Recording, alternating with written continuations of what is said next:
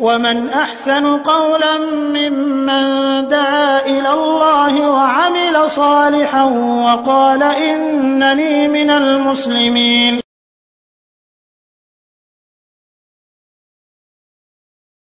ওয়ালাইকুম আসসালাম ওয়া রাহমাতুল্লাহি ওয়া বারাকাতুহু। আল্লাহ রাব্বুল আলামিন বলেন, ইন্নাস সালাতা কানাত আলাল মুমিনিনা কিতাবাম মাওকুতা। নিশ্চয়ই মুমিনদের জন্য সালাতের সময় নির্ধারণ করা আছে বা নির্ধারিত। সালাতের সময় সম্পর্কে এক ভাই প্রশ্ন করেছেন যে ওনারা প্রায় ওয়াক্ত সালাতি আগে পিছে এরকম ভাবে পড়েন, আসরের সালাত পড়েন অনেক পরে, আবার ফজরের সময় হওয়ার আগেই ওনারা পড়ে চলে যান। এটা শুধু কাজের কারণেই এমনটা হচ্ছে। তো এমনটা করলে কি হবে বা হচ্ছে কিনা? তো আমি যদি আপনাকে এখন বলি যে না, আপনার সালাত এভাবে হবে না, তাহলে আপনার কাজ বন্ধ হবে। আর যদি আপনার কাজ বন্ধ হয় তাহলে আপনার বিদেশে থাকাও হবে না। ঘটনা কিন্তু এরকমই। কিন্তু দুঃখ লাগলেও এটাই সত্য কথা, যদি আপনার এটা কন্টিনিউয়াসলি হয় তাহলে এটা জানি না কোনো আলেম এটাকে বৈধতা দিবে কিনা।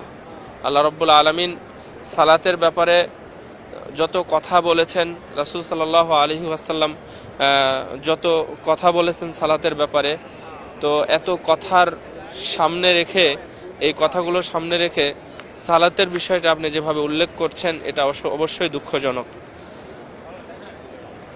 আপনারা সালাত সম্পর্কে অনেক গল্প শুনেছেন, অনেক কথা শুনেছেন, কিসসা শুনেছেন যে সালাতকে গুরুত্ব দিলে কি হয়, আর সালাতকে গুরুত্ব দিয়ে কেউ যদি কাজে যায় তাহলে তার কাজের কি পরিণাম হয়। তো আমি আপনাকে আমার পক্ষ থেকে কিছুই এমনটা বলার নেই। তবে আপনি এরকম অবস্থার, প্রথম কথা হচ্ছে এরকম অবস্থার পরিবর্তন করুন, এমনটা যেন না হয়। সালাত এটাই একমাত্র মুসাফির সালাত যদি কেউ সময়ের আগে পড়ে ফেলে তাহলে তার সালাত হবে না।